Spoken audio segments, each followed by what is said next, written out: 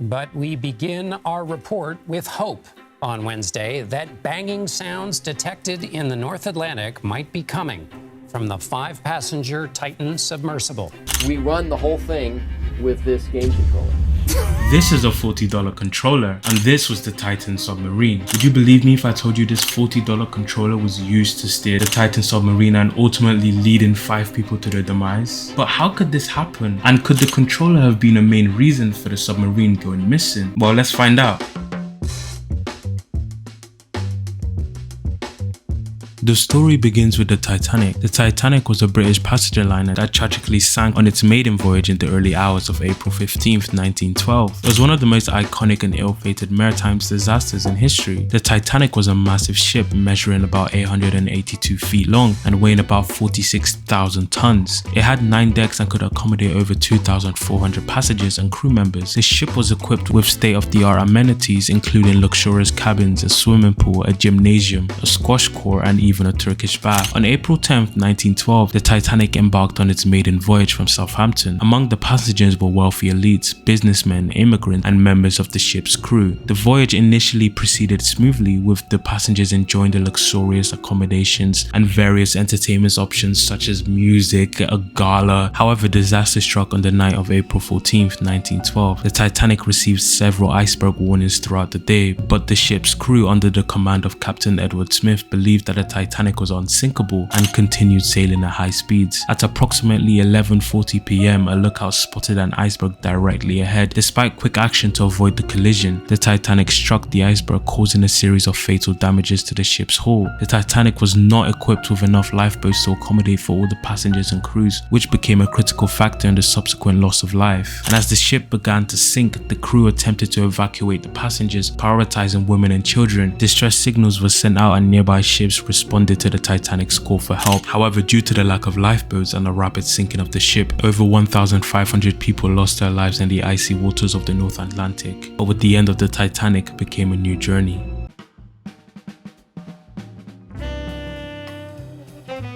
The Titan was a 22-foot carbon fiber and titanium submarine, which could move up to 3.5 miles per hour using 4 electric thrusters. Its steering controls consisted of a Logitech S710 wireless gaming controller. Yes, a controller that looked like it came out 10 years ago with the Xbox 360, but it did have modified analog sticks, which was supposed to give it more control and flexibility. The Titan was created by OceanGate, a privately owned US company in Everett, Washington. The company served to provide crewed submersibles for tourism, industry research, and exploration. They were founded in 2009 by Stockton Rush and Guillermo Solnay, with the intention of creating a small fleet of 5-person commercial submersibles that could be leased by an organization or group of individuals, and unfortunately the Titan was one of them.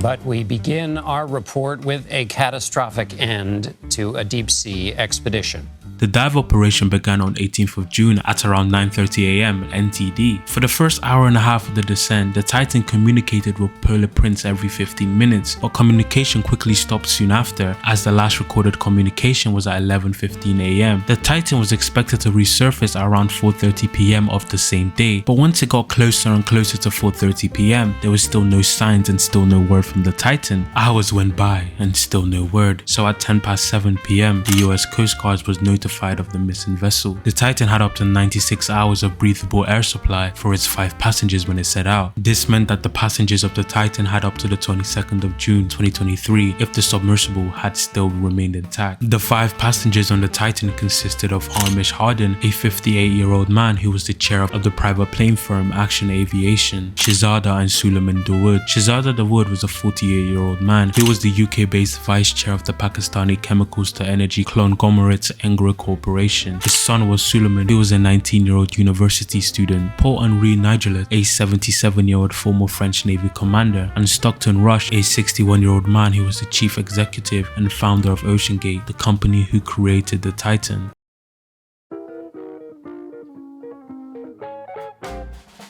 The United States Coast Guard's United States Navy and the Canadian Coast Guard joined forces to locate the missing submarine. The efforts were supported by aircraft from the Royal Canadian Air Forces and United States Air National Guard, as well as commercial and research-ready ships and remotely operated submarines. The search involved both surface and underwater sonar searches covering a vast area off the coast of Cape Cod, Massachusetts. Despite the challenging conditions including low visibility, adverse weather, and a very remote and hostile location, the search teams persevered. The US Coast Guard deployed all available assets, while crews from the Northeast sector in Boston embarked on missions 900 miles from shore. Canadian Air Forces and the CCG's Cobbett Hot Pit 1752 also joined the search, responding to a request for assistance from the Maritime Rescue Coordination Center. As you can tell, there was a lot of effort put into finding the submarine. Hours turned into days and nothing had still been found. Various aircrafts and submarines and even anti-submarine warfare aircrafts were utilized along with sonar buoys to detect underwater sounds. However, the search was complicated by the absence of an acoustic beacon on the missing submersible. Nevertheless, the search area expanded with the involvement of ships equipped with ROVs suitable for the depths of the seabed. Extra additional support came through from the New York Air National Guard, reinforcing the search and rescue mission. As you can tell, the search was wild. Countless of hours went by, and with all this search, nothing was still found. However, in the midst of the search, they encountered a metal object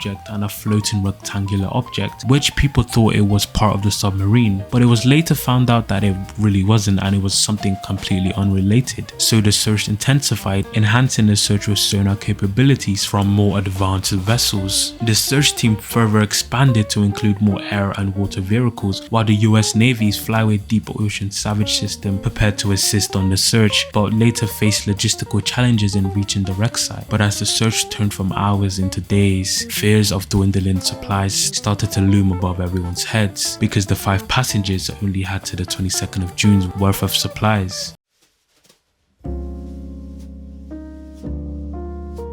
But let's begin here this morning with officials who now believe a catastrophic event destroyed the submersible that went missing during a visit to the wreck of the Titanic, and there are sadly, tragically, no survivors. At 1:18 p.m. on the 22nd of June 2023, the US Coast Guard's Northeast sector announced that a debris field had been found near the wreck of the Titanic. The debris was located by the Pelagic Research Services Obsidian 6K ROV 5 hours into the search, and was later confirmed to be part of the Titan. At 4:30 p.m. at a US Coast Guard's press conference in Boston, the Coast Guard said that the loss of the submersible was due to an implosion of the pressure chamber, and that the piece of Titan that had been found on the seafloor about 500 meters from the bow of the Titanic. After this discovery, the passengers were assumed and pronounced dead. And this has been one of the most fascinating stories I've seen in recent times. And also, this video is kind of a little bit rushed because I kind of wanted to get this video out on time while this topic is still trending, but I still feel like this video holds up. And now I also tried a new style of editing and storytelling.